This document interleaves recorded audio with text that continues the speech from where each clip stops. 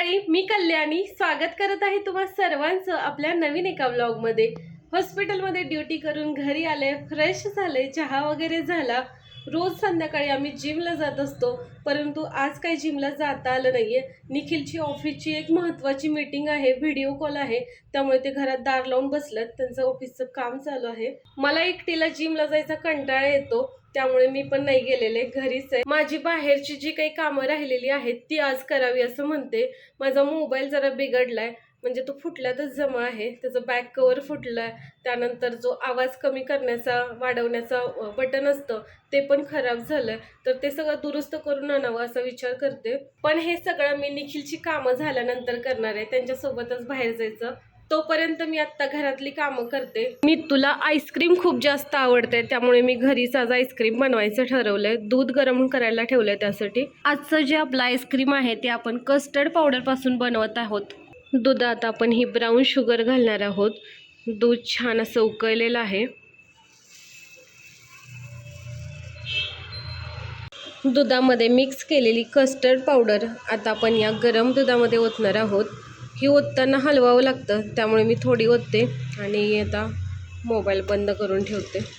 दुधामध्ये custard powder घातल्यानंतर दूध अशा प्रकारे घट्ट झालेलं आहे।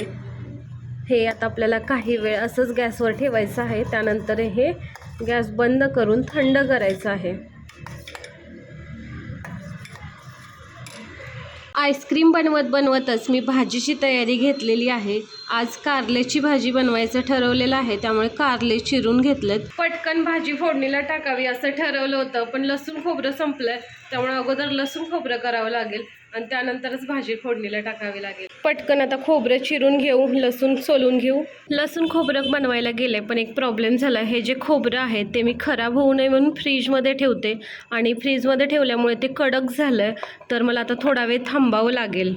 तोपर्यंत मी कुकर लावून घेते। आज वरण भात बनवण्याऐवजी डाळ खिचडी बनवायचं असं ठरवलंय मी। डाळ खिचडीमध्ये पण ना आमच्या आवडीनिवडी आहेत। मला अशी पातळ आणि त्याच्यामध्ये कांदा, टोमॅटो, हिरवी मिरची असलेली, जिरे असलेली डाळ खिचडी आवडते। निखिलला एकदम प्लेन डाळ खिचडी आवडते। निथूला पण तशीच आवडते, ती काही एवढी खात नाही, पण ती कधी खाल्ली तर तशीच तिला एकदम प्लेन लागते। त्यामुळं कशी बनवायची असा माझा प्रश्न आहे। तर त्यांना जसं आवडतं तसंच बनवलं पाहिजे, नाहीतर ती मला एकटीलाच खावी लागेल।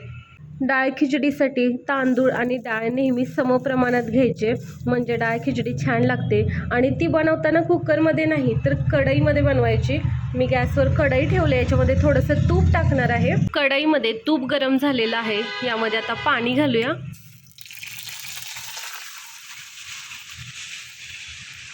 कारल्याची भाजी बनवायला अजून वेळ आहे, त्यामुळे मी कारलं पाण्यात भिजत घातलेलं आहे। त्यामध्ये थोडंसं मीठ घालते, म्हणजे कारलं कमी कडू लागतं। डाळ खिचडीमध्ये हळद, मीठ आणि हिंग घातलेलं आहे। डाळ तांदूळ मिक्स केलेले आहेत। आता हे आपण शिजायला ठेवूया। निखिलची मीटिंग आत्ताच झालेली आहे। मला वाटतं अगोदर बाहेर जावं आणि मोबाईलचं काम करावं, कारण मला मोबाईल वापरणं खूप अवघड जाऊ लागलेलं आहे। आवाज वाढवणं कमी जास्त होतच नाहीये, त्यामुळे जो मोबाईलचा आवाज आहे त्याच्यावरच मला काम चालवावं लागलंय। आम्ही बाहेर निघणारच होतो, तोपर्यंत आत्यांचा फोन आला की नित्तू भजनात झोपले। आम्हाला वाटतच होतं ती आज झोपणार आहे, सकाळपासून काही झोपली नव्हती। तर बाहेर जायचं तर मी माझं कॅन्सल करते, निखिलजवळच मोबाईल देते आणि त्यांनाच सांगते जी काही कामं असतील ते। आपलं जेवण बनवून तयार झालेलं आहे। जेवणामध्ये आहे कारल्याची भाजी, पापड, ज्वारीची भाकरी, या सर्वजण जेवायला। कालचाच व्लॉग मी आज कंटिन्यू करते। आज देखील सकाळी हॉस्पिटलला गेले, आता घरी येऊन फ्रेश वगैरे झाले। एक व्हिडिओ एडिट करायचा होता, तो देखील केलेला आहे। आज आमच्या आत्या गेलेल्या आहेत फलटणला, त्यामुळे दिवसभर निखिलने नित्तूला सांभाळलंय। आता आज इथून पुढे मला नित्तूला सांभाळायचं आहे। निखिल आज एकटेच जिमला जाणार आहेत, त्यामुळे मी ठरवलं की नित्तूला घेऊन आता गार्डनला जाऊया। चला जायचं। आणि हा बघा घरातला पसारा निखिलने आणि नित्तूने केलेला। आता हे आल्यानंतर मला सगळं आवरायला लागेल हे। चला चला उठा। गार्डनमध्ये पोहोचलेलो आहे। नित्तू आता इथे घसरगुंडी खेळते। या गार्डनमध्ये फक्त घसरगुंडी आहेत, बाकी कोणतीच खेळणी नाहीत।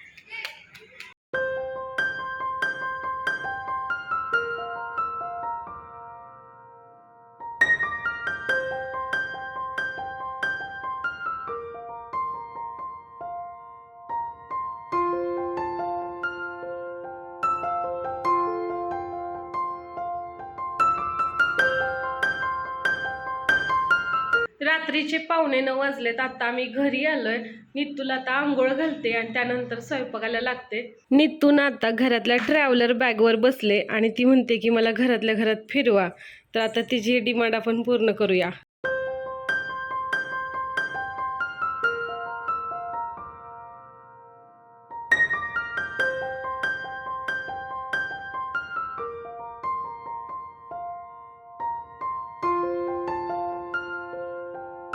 रात्रीचे 11 वाजलेत. नित्तूला अजून काही झोप येत नाहीये. तिला आत्ता पण खेळायचंच आहे.